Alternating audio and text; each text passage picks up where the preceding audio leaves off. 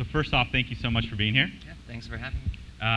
I'm about halfway through the book. It's a great read. One of the things that I liked most about it is you didn't use a ghostwriter. It's very conversational. It sounds like you're just talking to somebody in a bar about your life and your stories. Was that something you knew you wanted to do from the start when you wrote the book? Well, it's kind of evolved over the years. Originally, it was just one of those things, wanted to check off the list of things to do. But as Zappos has grown over the years, we're actually located here in Las Vegas, and we actually offer tours to the public Monday through Thursday. So if any of you are staying through Monday or next time you're in Vegas, definitely would recommend going on a tour. It's a lot of fun. It takes about an hour. We'll pick you up in a Zappos shuttle from the airport, give you a tour, and then drop you off at your hotel afterwards. So you can just sign up by going to tours.zappos.com. There's a website with all the times available. But as we've been, over time, originally we didn't have all these tours going on, and it was more just if people asked, we said, oh, sure, because part of our culture is about being super transparent. We share everything we do. And as we started giving tours, we found that some people wanted to find out how we interviewed for culture, for example, and they wanted to know what our interview questions were. And so we, in the beginning, would just take them to the head of recruiting, and then she would just answer the questions right there. But then as we grew, that wasn't really scaling, so then we started this website called zapposinsights.com, where that same type of thing is happening on video, and it's a subscription service, and then that evolved into companies wanting to come in and really learn how to build their own strong culture. So as all of this was happening, then the book kind of evolved to really hopefully spreading this idea of happiness as a business model to other companies. Our brand and our vision has evolved over the years, and we've been around for 11 years. And so in 1999, the vision was, let's just sell a lot of shoes online. And then about 4 years into it, in 2003, we all kind of sat around and asked ourselves, what do we want to be when we grow up? Do we want to be about shoes or about something more meaningful? And that's when we decided, okay, let's build the Zappos brand to be about the very best customer service and customer experience. And then a couple of years after that, we started thinking about our company culture. And actually, one thing that people may not know is, so back in 1996, I had co-founded a company called Link Exchange. Yeah, so let's give everybody your background real quick. Okay. So there's two companies now that you've sold, and the first was Link Exchange. Yep. That was a company you sold for $265 million, right? Yep. And how long have you been running that business before you sold it? That was 2.5 years, but what a lot of people don't know is the real reason why we ended up selling the company. And I talk about it in more detail in the book, but basically it's because it just wasn't a fun place to work at anymore, and the company culture just went completely downhill. Can you explain briefly what Link Exchange was doing? Yeah, so we were an online banner advertising exchange or service, and so basically by the time we sold, we had about 1 million different websites. They were small businesses and personal homepages, hobby websites, and so on that were part of our network. And basically, it was a free service, and for every 2 visitors that came to your site, you would be advertised once somewhere else on the network. And so it's this 2-for-1 exchange. So if you had 1,000 visitors a day, that meant you got 500 free ads elsewhere on the network, and they would be displayed on other websites that were doing the same things, because we would basically give you this HTML code to put into your website, and it would have these advertisements start coming up. And this was 1996, and back then, today you go around the internet and there's ads everywhere, but back then there were no ads, and so the very fact that you even had banner ads on your website was considered back then kind of a prestigious thing. So I think one of the things that I really want to talk about today with you is we spent a lot of time talking in the conference about how to be successful, how to build big businesses, and certainly I think you're one of the best examples that any of us could point to. But the theme of your book and a lot of things I've read is how in the pursuit of profits, what you really found was more important is being passionate and caring about what you're doing and giving back and purpose. And there were a lot of times you turned down money to do things that you cared about. And what I'd like to do is just spend maybe 5 minutes now talking about the story of the businesses that you sold, so people understand quite how much success you had, and then really spend the majority of the time talking about how you see passion and purpose and why it's important for everybody here today. Yeah. So real quick, yep. When you started Link Exchange, it was you and a college roommate And did you take any money at first? No, at first it was just, we were just bored and doing it over a weekend. And then just within the first week, we saw that the idea was growing. And so as we were growing, it was actually super exciting. And we would hire friends and friends of friends. And I remember I had a friend of mine that was going on this cross-country road trip and on vacation, and we needed help, so he stopped to help for a few days, and then actually ended up never making his way back home. And then we grew that to about 20 people, and it was your typical startup back then. We were working around the clock, sleeping under our desks, had no idea what day of the week it was. Lots of fun, hiring friends and friends of friends, very exciting. 1995? 96. And then that worked really well till we got to about 20 people, and then we ran into a really big problem, and basically we ran out of friends. And so then we started hiring people that had all the right skill sets and experience, but weren't necessarily great for the company culture. And we just didn't know any better to pay attention to company culture. And by the time we got to 100 people, I myself dreaded getting out of bed in the morning to go to the office, and that was kind of a weird feeling, because this was a company I co-founded, and if I felt that way, wondered how all the other employees felt, totally felt like I had lost control of the culture. So that's really what drove us to sell the company. And so I was reading the book. There were at least 2 times you mentioned you got an offer. You got an offer, I think, just a month or so in for $1 million. Yep. And then Jerry Yang from Yahoo came and he offered you, was it $20 million for the company? I think so, yeah. Yeah. And so you were, how old were you at the time? 20, well, I was fresh out of college, so I don't know, 22. And did you grow up with much money? Did what? Did you grow up with much money?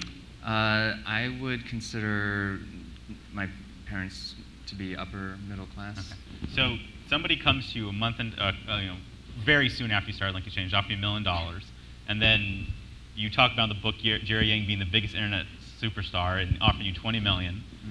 Why did you turn that down? I think it was just, we all felt like we were just at the very beginning of this whole internet thing, and there was no signs of our growth slowing down, and we were all having a lot of fun. And I think part of it was just thinking about, okay, if I sell the company, what am I going to do with the money? I'm going to start another company.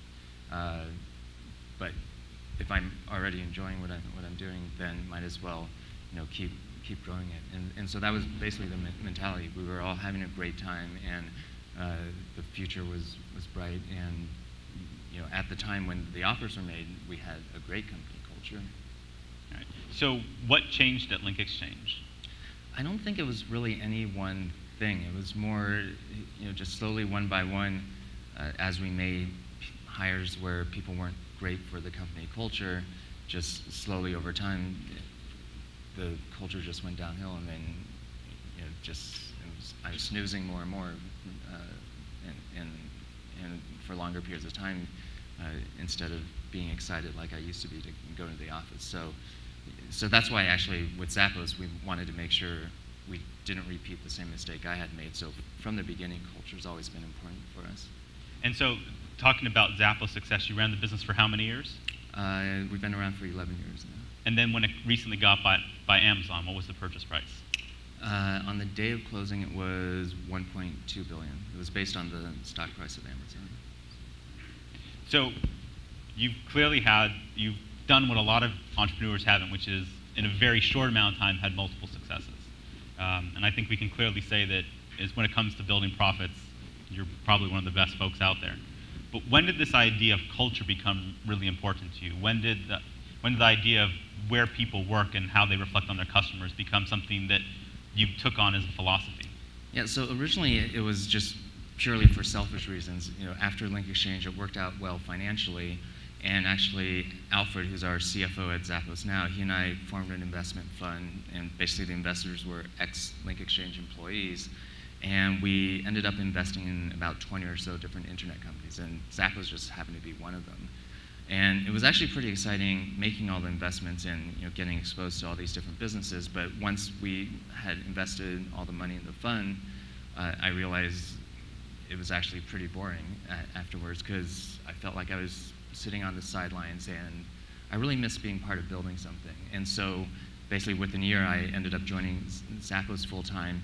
And for me, I came from the perspective of, I didn't have to work if I didn't want to, so why not try to be part of something where people enjoy being around each other, would choose to be around each other, even if we weren't in business together. And that's really how the culture of Zappos has grown. And that's one of the reasons why we offer tours at our offices, because if it's one thing for me to talk about it, but if you actually come and visit our offices, you can get a real sense. It's very different from other company cultures. Oh, we also have this thing called a culture book that we put out once a year. And we ask all our employees to write a few paragraphs about what the Zappos culture means to them, and except for typos, it's unedited.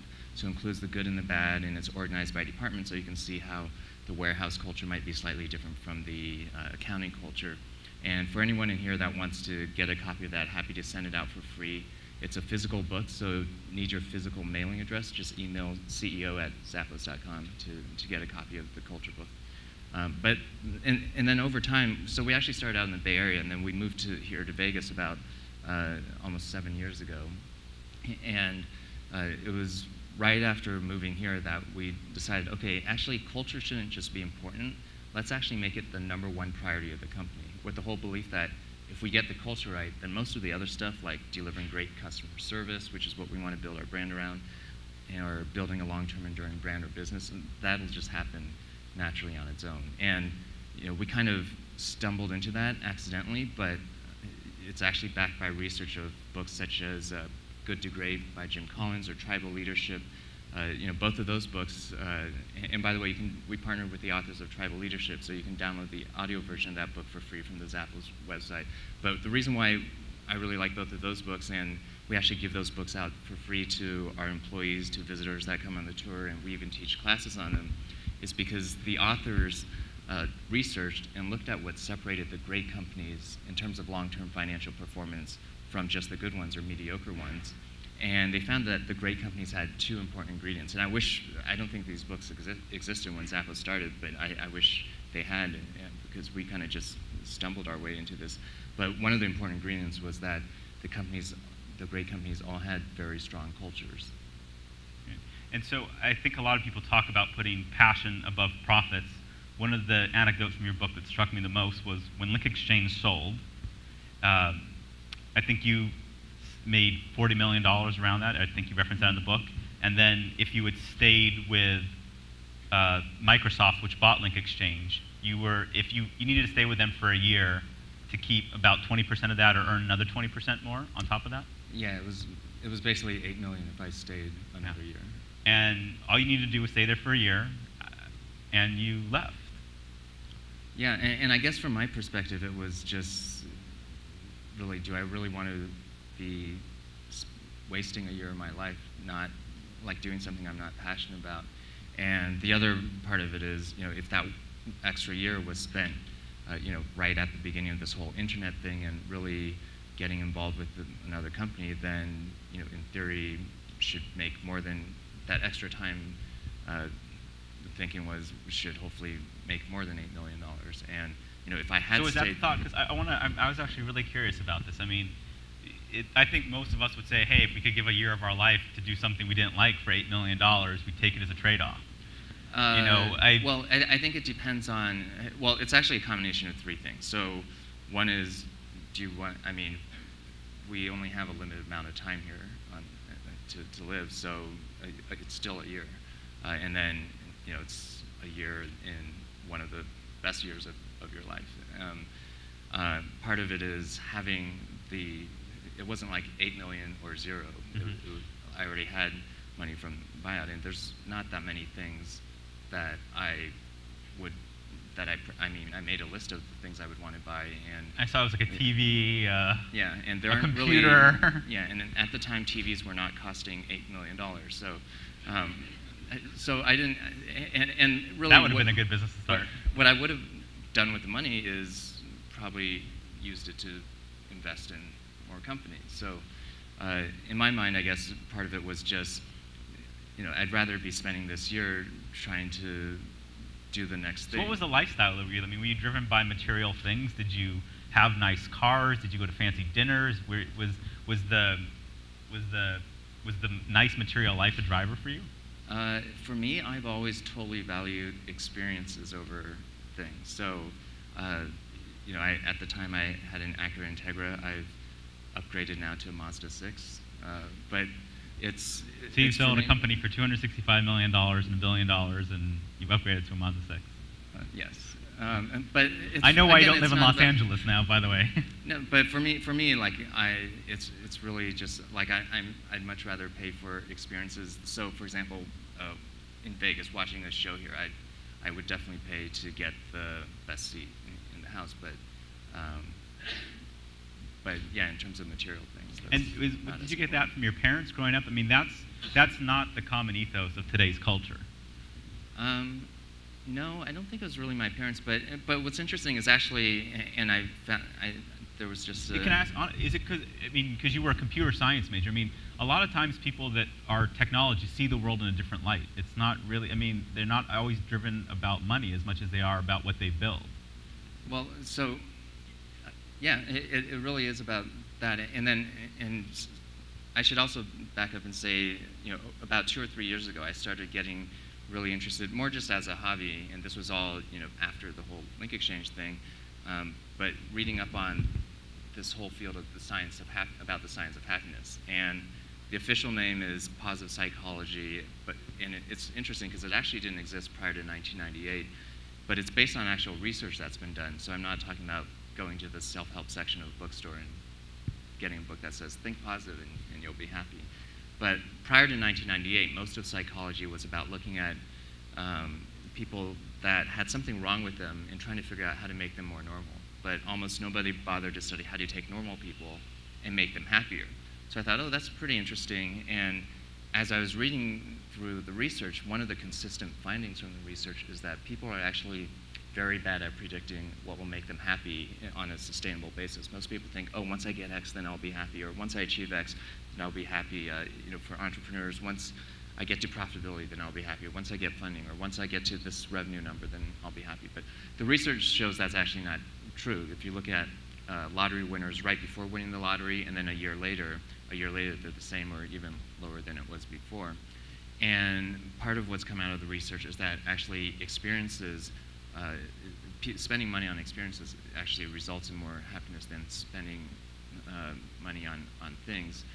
And I guess one of the things that I kind of was just stumbling around after a link exchange and just figuring out through trial and error, which I found out a couple of years ago that it's actually been researched, is there's one framework of happiness is that there's actually 3 different types of happiness, which I talk about in the book: pleasure, engagement, and meaning. And the first type, pleasure, is more like I refer to it as the rock star type of happiness, because it's about always chasing that next high. It's about buying that car and so on. And it's great if you can. It's Vegas.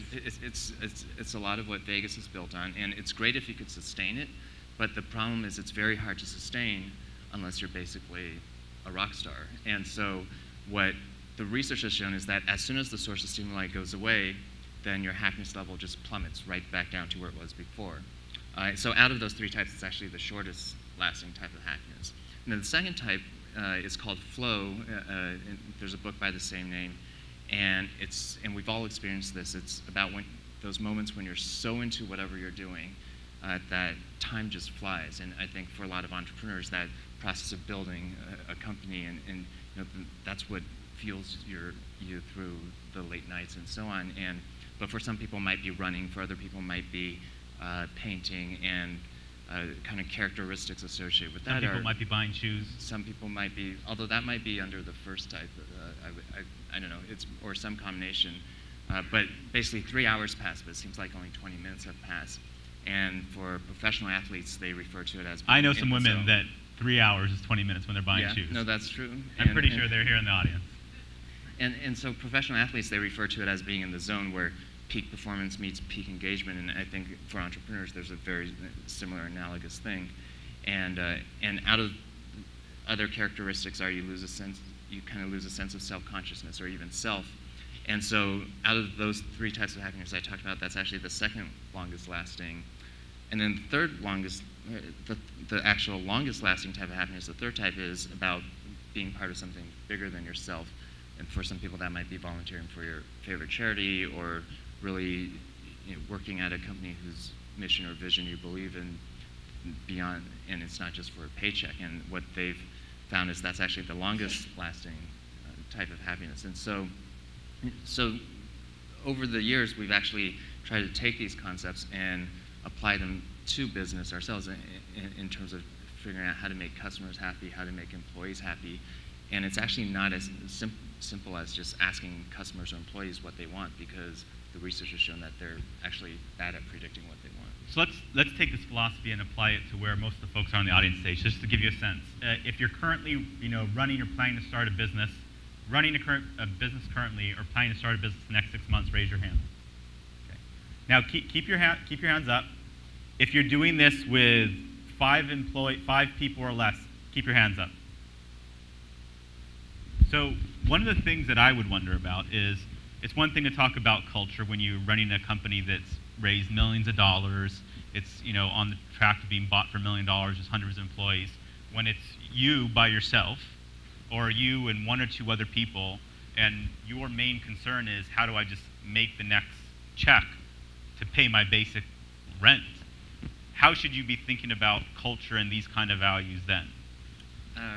Well, I mean, thinking of culture, I think there's and this is probably propagated a lot by the media, covering, Google having massages and chefs and so on. But I think a lot of people just go in with the conception that culture has to be expensive, and it doesn't. It's most of the stuff we do at Zappos isn't expensive. People comment on how, for us, employees make eye contact, which doesn't cost anything, or smile when they pass each other in the hallway.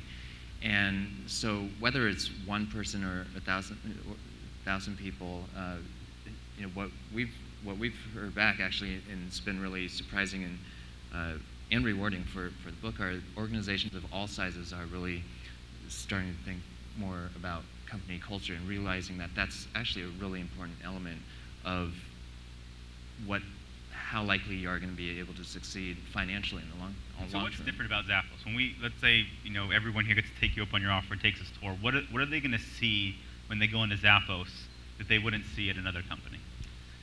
I would say a couple things. I mean, the main thing is that it's just they're true friendships there, not just coworker relationships. And I think that's super important, no matter what size your company is, especially if you're 5 people. And do you try to foster those by social outings, or you just let it happen naturally? No, we actually, when we do new manager orientations, we encourage employees to spend 10 to 20% of their time outside the office with their team and people they work with. And a lot of new managers, when we tell them this during the orientation, they're like, okay, that sounds great, but and fun, but I've got a lot of work to do. Is this really work? And when we then go back to the managers that have done it and ask them how much more productive and efficient is their team, because there's better communication and higher levels of trust, and people are willing to do favors for each other because they're doing favors for friends, not just coworkers, the answers we get back range anywhere from 20% to 100% more productive. So kind of worst case scenario, you're breaking even and enjoying it more. And so let's talk about the hiring, because if culture is made up of the people and the friendships, let's say some of the folks here in the audience today would like to come work for Zappos, and they're sitting down with Tony, and they're interviewing with you. What are the characteristics that you're going to look for in the person sitting across from you, and what kind of questions are you going to ask? Yeah, so we actually do 2 sets of interviews when we interview people. The first set is done by the hiring manager and his or her team, and it's the standard stuff, looking for fit within the team, relevant experience, technical ability, and so on. But then our HR department does a separate set of interviews purely for culture fit, and they have to pass both in order to be hired. And I think that's a huge difference, because we've actually passed on a lot of really smart, talented people that we know can make an immediate impact on our top or bottom line. But if they're not a culture fit, it's not even a question. We won't hire them. And the reverse is true, too. We'll fire people if they're bad for the culture, even if they're doing their specific job function perfectly fine, even if they're a superstar in their job function. And our performance reviews are 50% based on How do you know when somebody's right for the culture? What do they have to demonstrate to you? So we've actually, basically we have 10 core values, and it's basically a formalized definition of our culture at Zappos. And if you do a Google search for Zappos core values, you can see what those 10 are. And it was actually something we didn't always have. And if I could do Zappos all over again, I would actually do it from day one. but we didn't do it until 5 or 6 years into it in 2005. And basically, Can we you have talk about maybe just two or three of the core values? So one of our core values is to be humble.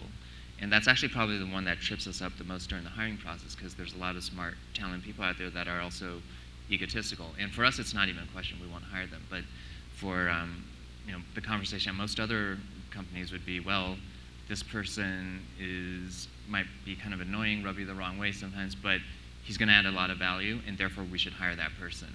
And that one person may or may not bring the culture downhill, but I think if you keep making compromises like that over and over and over again, that's why most large companies don't have great cultures. So, but that's actually the one that's probably the hardest to ask an actual interview question for, because you can't just say, how humble are you? And they say, I'm the most humble person in the whole wide world. Right?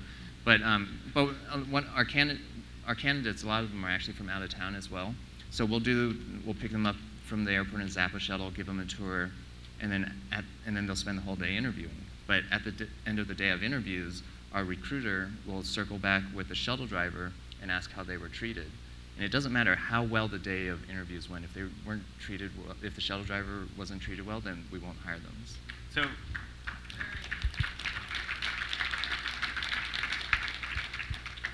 So let's talk about how that culture actually translates in revenue. I mean, because you've clearly built businesses that are extremely financially successful. How have you seen that culture and then those 10 core values actually translate into more revenue? Well, our whole belief is that a company, the most important thing in the long term for any company is their brand. And our belief is that a company's culture and a company's brand are really just two sides of the same coin. The brand is actually just a lagging indicator of the culture. And if you think of which is very different from 50 years ago. 50 years ago, a few executives could go decide, okay, this is going to be our brand. They buy a lot of TV advertising. Consumers watch TV and basically had no great way to communicate with each other except for their next door neighbors and so on. Whereas today, if you ask anyone what they think of the airline industry, for example, as a whole, people will talk about bad customer service, apathetic employees, and like it or not, that is the brand of the industry, even though no airline set out for that to be their brand. And so for us, especially for a service company, really we think the culture is our brand. And we're just at the very beginning of a special time where because we're all hyper-connected through Twitter, Facebook, blogs, and information travels so quickly, that lag time between culture and brand is becoming less and less. And I think that's actually what is enabling companies like us, and not just in the internet industry, but in general, really focus on, and get rewarded for making customers happy through customer service, making employees happy through company culture, and essentially using happiness as a business model to drive business profits and growth. And one of the things that, so we actually have a website for the book too, because that is called deliveringhappinessbook.com. And in it, there's a section called Join the Movement, where there's other organizations, and some are companies, some are nonprofits. We've heard from hospitals and companies of all sizes, where they actually talk about how their focus on culture and customer service has led to their business growth, and they're in completely different industries. I actually just flew in from Atlanta yesterday, and there's a company there called the Atlanta Refrigeration Company, and they do refrigeration repairs out in the field. So in some ways, you can't think of a more opposite company or industry. And they actually went through the Zappos Insights program about a year ago. We helped them figure out how to build their own strong cultures, and then read the book and so on, and now they're reporting back in a relatively short period of time that their customers are happier, their employees are happier. They even sent us before and after pictures of their offices, and their revenues and profits are up in a down economy doing refrigeration repairs. So let's talk about how this translates. I know you can't talk about the financials now, but going backwards, so that it was about 11 years at Zappos, right? Yeah. How did those financials progress year over year? Yeah, so we basically had no sales in 1999, and we set as an early goal, we actually set two early goals. One was to try to hit $1 billion in gross merchandise sales by 2010, and the second was to make the Fortune Best Companies to Work For list. And we actually hit the billion-dollar mark in 2008, so 2 years early. And then in 2009 and 2010 was when we made. But what was that growth path like? What did you do your second year, third year? When did you start to hit that inflection point? We've always really grown quickly. It's basically 1999 was no sales, and then 1.6 million, 8.6, 32, 70, 184, 3 something, and so on. And people ask us, oh, what kind of marketing did we do? And for us, our whole philosophy is let's take most of the money that we would have spent on paid advertising or paid marketing and instead invest into the customer experience, customer service, and our warehouse operations to get the orders out as quickly as possible, and free shipping both ways, and our 365-day return policy. All of those things aren't cheap, but we really view those as our marketing costs, and then let our customers do the marketing for us through word of mouth. I mean, I think every person in here can attest to a story of somebody coming up to them saying, I remember my first Zappos story when someone said, hey, you've got to try out Zappos, you can return, and the first thing everyone says, you can return the shoes anytime. Mm-hmm. That was, I mean, I must have heard that from, at least half a dozen different people. Yeah, so it's a combination of that, how easy, the policies, the free shipping both ways. A lot of people order 10 different pairs of shoes, try them on in the comfort of their living room with 10 different outfits, and then ship back the ones they don't like or don't want. And we encourage that behavior. And on any given day, about 75% of our orders are from repeat customers. So that's definitely helped in fueling our growth. But actually what a lot of people are surprised by is how much emphasis we put on the telephone, because only 5% of our orders come through the telephone. But so it may seem strange that we put so much focus on it. But the interesting thing we found is that almost every customer calls us on average at least once sometime during their lifetime. And it's usually not to place an order. Maybe it's their first time going through the returns process, for example. And so we don't view our call center as this expense that you have to minimize and increase the efficiency of. So we don't have scripts, we don't try to upsell, we don't try to measure call times. In fact, we set a new record for the longest phone call about a month ago. It was 7.5 hours long. And really, if you call, you're looking for something and we're out of stock of your size, everyone's trained to look on at least 3 competitor websites, and if we find it there, direct you to the competitor. And obviously, we're going to lose that transaction, but again, we're not trying to maximize for every transaction. We're trying to build a lifelong relationship with our customers. And it's funny because sometimes at branding and marketing conferences, there's a lot of discussion about consumers being bombarded with thousands and thousands of marketing messages every day. How do you get your message to stand out? How do you get your brand to stand out? And as kind of low-tech and unsexy as it may sound, the telephone is actually one of the best branding devices out there for an internet company, because you have the customer's undivided attention for 5 to 7 minutes. Compare that with a 30-second Super Bowl ad where they may or may not be paying attention, or social media or whatever, like undivided attention for 5 to 7 minutes. And so we really view the telephone through a branding lens. And how do we brand ourselves to be about the very best customer service with each and every phone call? And we're literally doing that thousands and thousands of times every single day, and that's how we've built our brand. You also have a great story in the beginning part of the book, which I'll let people read, but how you and your classmates got busted, I think, in high school for making hundreds of calls through a BBS service to a 976X number. Yes. Your teacher found out? Yes. Yeah, so apparently the phone's been a big deal for you for a long time. The phone's always been important, yes. All right, so we are in Vegas, and one of the parts of your book that I like the best is after you sold Link Exchange, when you were on this self-discovery path, trying to figure out what made you happy, you became quite the poker addict. And this was before, all the poker hype came out with all the shows and everything, and you wrote in the book lessons that you could apply towards business that you learned from poker. And since we are in Vegas, and since there's quite a bit of poker playing going on right outside these doors, I thought it'd be interesting if you could share with everyone here the lessons that you learned in poker that apply to business to make you a better business person. Yeah, well, so what's interesting is I've lived in Vegas almost 7 years now because we moved the company here, but prior to living in Vegas, used to come to Vegas like sometimes every other weekend to play poker, and now that I live here, I actually don't play it very often. But one of the kind of, I guess, biggest lessons I learned, because I had read books on, the mathematics and odds behind the correct way to play when you have different hands, and then there's always the Hollywood portrayal of bluffing and being able to read people and so on. And so in my mind, and I think most people's minds, those are the most important decisions you make when playing poker. And it was actually after a year or two of playing poker that kind of had this aha moment where realizing that the most important decision when playing poker is actually none of those things.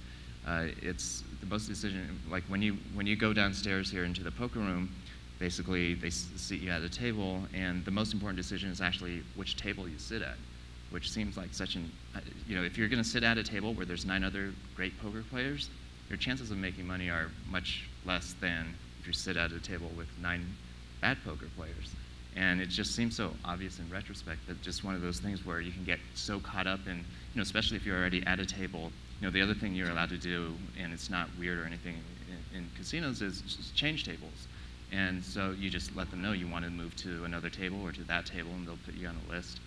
And when a seat frees up, then they'll move you over. And those are things where I just never thought about when I first started playing poker. I was all into reading these books and reading on how to play certain hands or body language and so on. And that's by far the biggest factor or variable that's going to determine how well you do is which table you sit at. Business? I mean, do you think about well, so for business, it's the same thing. Which table are you at, or what is your business about? And for us, we started out selling shoes online, and then we realized, oh, what? Instead of having our table or market be shoes, what if we expanded it into customer service? And that just opens up a whole, now we actually sell clothing, beauty products, kitchenware, housewares, and so on. And by building our brand and really thinking about how do we build our brand to be about the very best customer service, what we're thinking long term is kind of analogous to what Virgin does. They're in a whole bunch of different businesses, and we've talked about one day there could be a Zappos Airlines, for example. That's just about the very best customer service. And you really get yourself out of this small box of, and so it's all, so I guess the business equivalent, it's about changing tables or expanding your table instead of just getting caught up in the day-to-day momentum of just focusing on, because it's easy to lose sight of that just because there's an endless list of things to do every single day, and it's, you just got to remind yourself to take a step back and, think if you can change tables. Or one of my other favorite stories is about Cirque du Soleil. They're huge here in Vegas. Totally redefined the circus business, right? Like prior to Cirque du Soleil, if you wanted to compete in the circus business, the idea was, well, we need more elephants or bigger elephants, and so that kind of narrowed the thinking. And if you took the kind of standard traditional market surveys, exit surveys, when customers walk out, they'd fill out a survey that said, were there enough elephants? Were you satisfied with the number of elephants? Were you satisfied with the size of the elephants? And they'd say yes, and then or no, and then they'd be like, okay, we're going to focus on improving that. Whereas Cirque du Soleil just completely, thought outside the box, changed what it meant to be in the circus business, and now they're hugely successful. The folks that are here with us today are a lot of them, in a job, have a passion for doing something, don't have a lot of money, don't have access to venture capitalists like Mike Moritz, the most famous venture capitalist in the world that is invested in 2-year businesses, and apparently you pulled a prank on and made him dance the Macarena in front of your entire company at yeah, well, I think part of it, I would say the number one thing is actually in today's age, like question whether you actually need money. And because there's, I think, a default assumption by a lot of entrepreneurs that you do. And the reason why Link Exchange needed money in the early days and Zappos needed money in the early days was really more for, we had server and internet bills that were $50,000 a month. And today, you can get the exact same service, and it's actually better service and higher speed connections for $50 a month. So, and does the same apply to non-tech businesses? I mean, what if somebody wants to start a business, opening up a restaurant chain? What are the things that they should be thinking about from your life lessons? Yeah, well, I would say really just, part of being an entrepreneur is really thinking creatively and outside the box. And one of my favorite quotes, I forget who said, I think it might be from Jim Collins, is that it's never a question of not having enough resources. It's a question of not having enough resourcefulness. And one of my favorite TV shows growing up to watch was MacGyver. Did you ever watch that? Yeah, all the time. So, no, it's good. I'm glad I'm here people here, because I spoke at University of Even though Iowa. we got to watch an hour of TV a day, Yeah, or a week, right? These were secret viewings of, yeah. Okay. So when my parents weren't home. But no, I spoke at University of Iowa a couple weeks ago, all college kids, and none of them had heard of MacGyver. So that just made me feel old.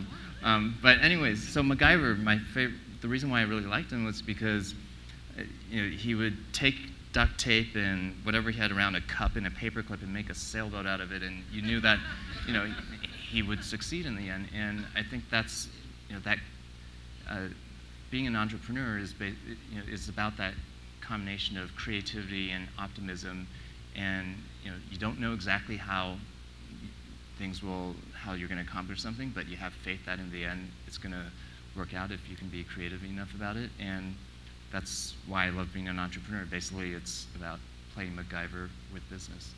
Well, Tony, on that note, I think a lot of people talk about putting people above profits and building the businesses where it's based on passion and doing great things. And you're actually one of those people that walks that walk. And so you've been someone that I've looked up to for a long time. I really appreciate this opportunity. And I know everyone here does also. So thank you so much.